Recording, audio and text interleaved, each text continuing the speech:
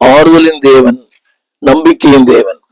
என்னை கேட்டுக் கொண்டிருக்கிற அன்பான தேவ பிள்ளையே, நாளிலே is a God of love, is a God of patience, is a God of peace, is a God of grace.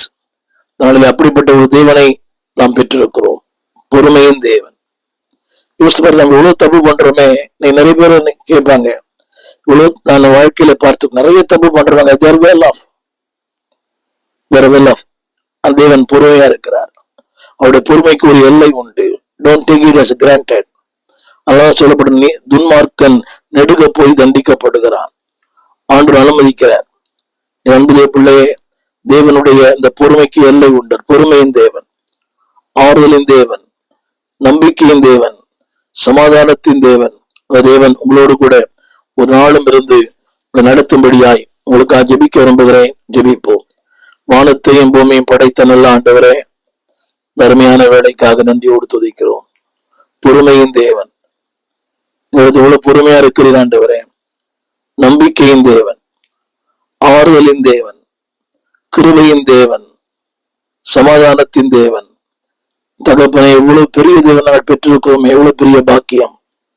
இந்த பெரிய பாக்கியத்தை பெற்ற நாங்கள் இழந்து விடாதபடி பொறுமையின் தேவனும், கிருபையின் தேவனும், அன்பின் தேவனும், ஆண்டவரே எங்களை ஒரு நாளும் ஆதரிக்கிற தேவமா இருக்கிற உம்மை இன்னும் அதிகமாய் பற்றி கொள்ள இரக்கம் செய்யும், சகாயம் பண்ணும்.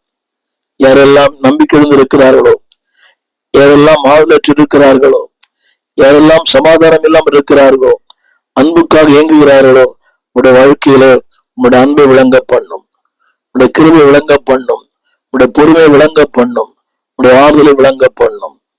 ஆண்டவர் இயேசுவின் நாமத்தில் வேண்டிக் கொள்கிறோம் நல்ல பிதாவே, ஆமேன்.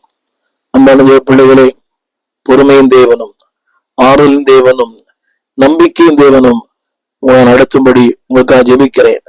இந்த செய்தி உங்களுக்கு ஆசமா இருக்குமே ஆனால் அனைவரோடு பகிர்ந்து கொள்ளுங்கள், எங்களுக்கும் தெரியப்படுத்துங்கள்.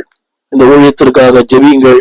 கர்த்தர் நம்மை ஆசீர்வதிப்பார். எங்கள் ஆராதனைகள் இந்த கீழ்கண்ட விலாசத்திலே நடக்கிறது.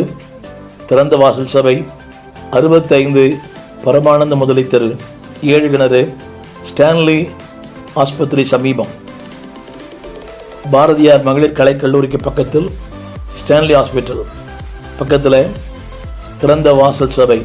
ஒவ்வொரு ஞாயிற்றுக்கிழமை காலை 8 மணி முதல் 10 வரை, மாலை 6 மணிலிருந்து 8 வரை நடக்கிறது. பங்கு பெறுங்கள். ஒரு நாளும் செவ்வாய்க்கிழமை 12 மணிக்கும், வெள்ளிக்கிழமை